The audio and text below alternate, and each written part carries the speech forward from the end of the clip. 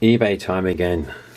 I wonder what's in this box today. Shall we have a look? Shall we have a peep inside and see? Ooh, look at those. Now I'll tell you what attracted me about these more than anything was the box. Look at these. The Gaken transceiver. From, I would say, without looking too closely at the date, sort of mid-60s, looking at the style. Now I have got some others with a very similar style of these, but I've never been able to find them actually still in the original box. And, as you'll see in this box, with the original receipt. And look at the foam packaging. And whenever do you often see that on a product that is 60 years old? Now, there's a warranty card there. Any of you do just speak Japanese, please let me know what it says. And the original book. Look at that beauty. Now these are very typical of AM sets that were made back in the day. So many of you will have seen these under different brand names. And I think they were probably all made in the same factory. Now there is one issue with one of these, with a broken tip on the antenna. However, I do have a spare antenna. Now that would normally be a deal breaker for me. So the seller has included a couple of different antennas, not sure why, but they won't be going on. And these have had some use. These have been used. They've kept the original box for the radios, but they have actually seen some use. But we shall. Oh, they've got batteries in as well, which I don't always like to see, because very often when they do have batteries in, you have significant problems with them leaking and things like that. But these are really nice, and I got them for a reasonable price as well, just £25. So I have got ones of a similar condition, but they've got the switches broken and things like that. So the good sign is these initially turn on and work okay, and like I say, we can replace that antenna. But I'm a sucker for these things. Now if I just reach back behind me, I think I've got many similar sets. Well, just to show you the sort of styling, here we have a Vantone a 6 transistor version, which is a similar style. They all went for this, I think inspired by Star Trek, don't you? The old communicator thing on the front. So they were all very similar back then in the day. Right, both do at least turn on and emit sound, but I can't seem to get anything between the pair of them. They've got this call on-off switch on the side as well, and then the signal light which illuminates when you press the transmit button. But we'll do a separate video on these anyway and tune them up and see how well they work. I mean, they're not going to be great range obviously with these old sets, but I do like to get these working more or less as they should have done originally. So we'll have a play with those on another video.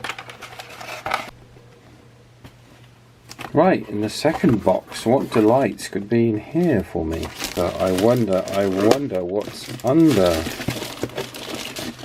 You got what it is yet? Perhaps I shouldn't say that. People in the UK would know what I'm on about. Something fell out there, did it? Anyway, for those of you that saw my video of Lewis, look, we've got another one. The Binatone Route 66. Now, I've actually got 3 of these already, and I thought, well, this is crazy. I've got two good ones, one that isn't transmitting at the minute, which I'm having a problem with getting sorted, but I will get sorted. And when I saw this one come up, I thought, wow, I've not had one in the box, and I absolutely love these radios. So we're going to just have a look, see how good this one is quickly. Again, I love seeing the original packaging in such good condition, and let's just hope this one doesn't suffer from the problem that I mentioned in a lot of the videos, whereby they're in good condition for a reason. As we've seen, that can be a problem. But yeah, lovely to get one in the box, really quite rare to find. So anyway, upon initial inspection, this does look used, but it does look alright. We've got the original bag of screws and the mic clip there, and we'll just unscrew the microphone, which doesn't look that well used at all. That looks in pretty good condition, and this just looks naturally tarnished from age, which is nice to see. Oh, look at that, that's never been installed, thankfully.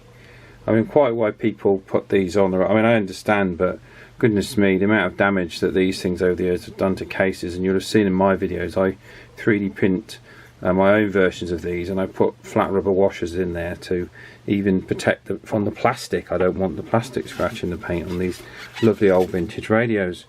Oh look, we've got the original Binatone label there, and good luck with this one. Oh, the Binatone International warranty card. Let's see what that holds inside before we look at the radio, shall we?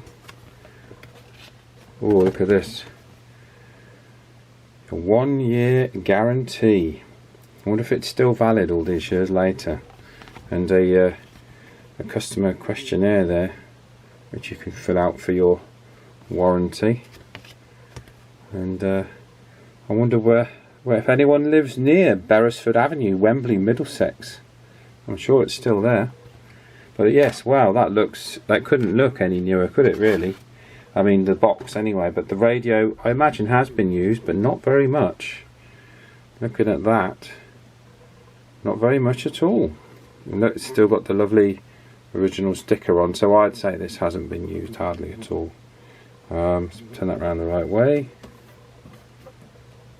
And look at the back of that. They've all of mine have got this label here over the antenna socket. I can only think it was a sticker that was put over the socket to prevent ingress of some kind of dirt or something. Perhaps somebody knows. The only thing I can't see in this box is a power lead. Strangely, I do have one. They are the Uniden type of lead, so I do have one. That's not an issue. But that's the only thing. Again, like I say, where do these power leads go? Is there somebody that eats power leads? Please, answers on a postcard. Right, just check the eBay listing. The seller sold it as untested and without the lead, hence the reason they couldn't test. But leads for these are available if you do have a CB tucked away and you do want to test it, or you indeed want to keep it. Knight's stock power leads for most of these, and if you have any that are slightly odd, or like the Maxcon type ones, then there are eBay sellers such as Richard from UK CB Servicing, who also does stock some of the rarer plugs and leads should you need them. So and also I sell Amstrad leads as well, although I've run out at the moment. Anyway, but yeah, so this is okay. This is okay on receive. We've got some stiff knobs there, so we'll put the transmit power up to high and see what it's doing on the power meter. Okay, we're just doing over 3 watts on the power meter, so that's a good sign. See, it's a little bit low, as they always do, drop low. 27,79110, it should be 27,79125, so we can bring that up a bit, but nonetheless that is absolutely fine. And wow, look at this on receive, it's doing a very respectable 0.22 microvolts for 12 decibel Synad. It's, I bet you I better hear this if I wind it down all the way to nothing. The lowest my SIGGEN will go is 0.1 without me going through some other kind of limiter, and we can still hear it. Amazing. So that I probably won't even touch receive. I couldn't probably make it worse. Yeah, so all this will need is a very, very basic cleaning of the switches and the knobs, and maybe a bit of maintenance in the mic. Might do the same to that, it doesn't take too long, and a quick alignment. So yeah, really pleased with this week's eBay purchases. Keep an eye on the channel. I've been trying to do 1 video a day for a week, for 7 days, and we've got videos every day up until Sunday night, which is the last day of that run. So I hope you've been enjoying the videos, and keep an eye out for tomorrow night's video, which should be a lot of fun. Involves a trip to Moonrakers.